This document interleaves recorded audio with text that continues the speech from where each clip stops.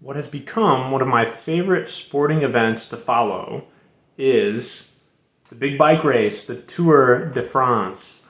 It happens every year in the month of July, except for this year, because of the pandemic, it was delayed, and so it just began a few days ago.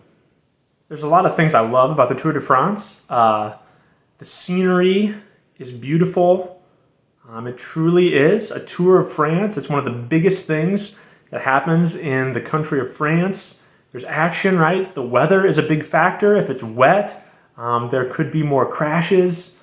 There's all kinds of tactics, right? There's a lot of speed, right, when they're flying for the finish line. There's just a lot that I really enjoy about watching this huge bike race. So what's interesting about bike racing that a lot of people don't know is that it's very much a team sport. So for most of the race, they're riding in a big group called a peloton. It's a French term for that big group. And riding in a big group like this lets them draft off of each other. So when you're riding behind someone else in a big group, you're not having to work nearly as much as the guys in front. You just kind of get sucked along, right? There's not the wind resistance. So cycling very much is a team sport, contrary to what people may think. This is a lot like our spiritual life.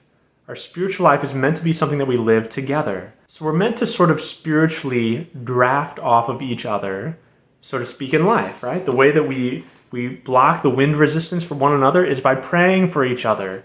It's by fasting for each other sometimes. It's by helping lead each other closer to Christ, inviting others to come to Mass or to confession, to the sacraments.